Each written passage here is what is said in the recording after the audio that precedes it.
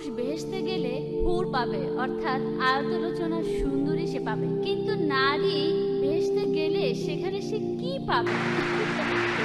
আসসালামু আলাইকুম ওয়া রাহমাতুল্লাহি ওয়া বারাকাতুহু। প্রিয় দর্শক বন্ধু, কেমন আছেন? আশা করি আল্লাহর অশেষ রহমতে সকলেই ভালো আছেন। বন্ধুরা, আপনাদের সামনে একটা অবাক করা প্রশ্নের উত্তর নিয়ে হাজির হয়েছি। বন্ধুরা, আমাদের এই প্রশ্নের উত্তর সকলেই জানা দরকার যে জান্নাতি ছেলেরা তো জান্নাতে গিয়ে হুর পেয়ে যাবে, কিন্তু জান্নাতি মেয়েরা জান্নাতে কি পাবে? এই প্রশ্নের উত্তর সকলেই জানা দরকার আছে, তাই না? চলুন এই ভিডিওর মাধ্যমে আমরা জেনে নেব জান্নাতি মেয়েরা জান্নাতে কি কি পাবে, ডক্টর জাকির নায়কের মুখ থেকে। জান্নাতে যাবে সে, সেখানে হুর পাবে সুন্দরী মহিলাদের। এখানে নারীরা কি পাবে তারা যখন জান্নাতে যাবে? পবিত্র কোরআনে এই হুর শব্দটার উল্লেখ আছে সব মিলিয়ে মোট 4টি জায়গায়। পবিত্র কোরআনে সূরা দুখানের 54 নম্বর আয়াতে উল্লেখ করা হয়েছে। এরপরে সূরা তুরের 20 নম্বর আয়াতে উল্লেখ করা হয়েছে। এরপরে সূরা রহমানের 72 নম্বর আয়াতে উল্লেখ করা হয়েছে।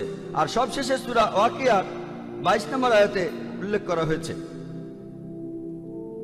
আর এখানে বেশিরভাগ অনুবাদে, বিশেষ করে উর্দু অনুবাদে, এই হুর শব্দটার অনুবাদ করা হয়েছে যে সুন্দরী মহিলা। যদি এই হুর শব্দটার অর্থ হয়ে থাকে সুন্দরী মহিলা, তাহলে মহিলারা জান্নাতে গিয়ে কি পাবে? সত্যি বলতে এই হুর শব্দটা হলো বহুবচন, এক বচনে হাওয়ার, যেটা পুরুষের জন্য প্রযোজ্য, আর হাওয়ার এটা নারীদের জন্য প্রযোজ্য। এখানে আসলে হাওয়ারের চারিত্রিক বৈশিষ্ট্য বোঝানো হচ্ছে। এর অর্থ বড় সাদা সুন্দর চোখ। এখানে বিশেষ করে সাদা চোখের কথা বলা হয়েছে। একই ধরনের আরেকটা শব্দ রয়েছে আজওয়াজুন মুতাহারাতুন। কোরআনের অনেক জায়গায় আছে।